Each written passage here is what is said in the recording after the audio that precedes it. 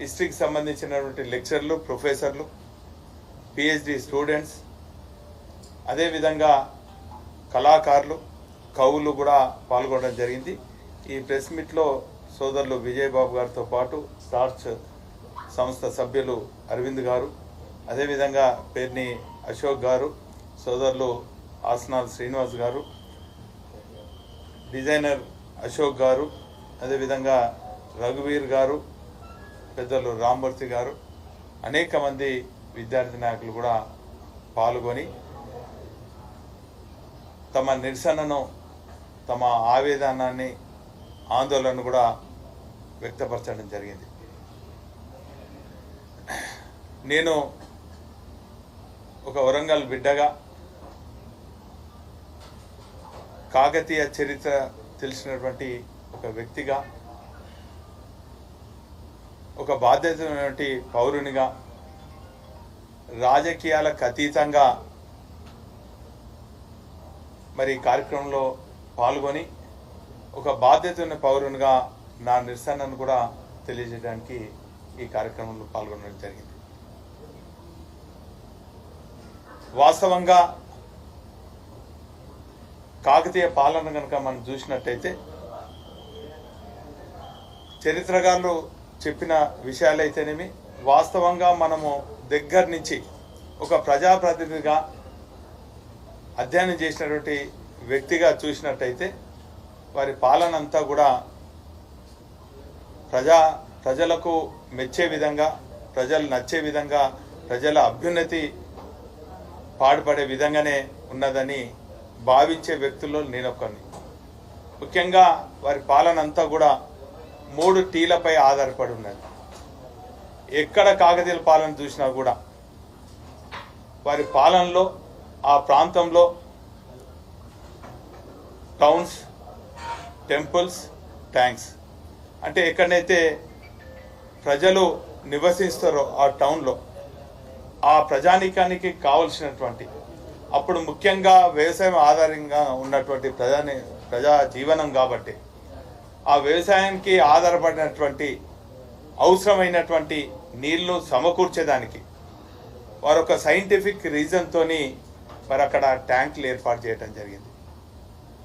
ఆ తదుపరి ఒక మానవ జాతి అంతా కూడా, ప్రజానీకం అంతా కూడా ఒక క్రమశిక్షణతోని తమ జీవనం సాగించాలని చెప్పి ఇంతకుముందే ప్రొఫెసర్ విజయబాబా గారు చెప్పడం జరిగింది. గుళ్ళ నిర్మాణం అంటే మూఢనమ్మకం కాదు, ఒక గాఢ నమ్మకం.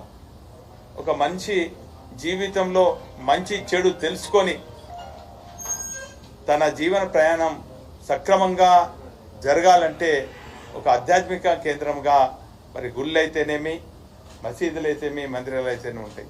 కాబట్టి ఆ రోజులలో వాళ్ళు నమ్ముకున్నటువంటి అనేక శివాలయాలను కూడా నిర్మాణం చేపట్టడం జరిగింది.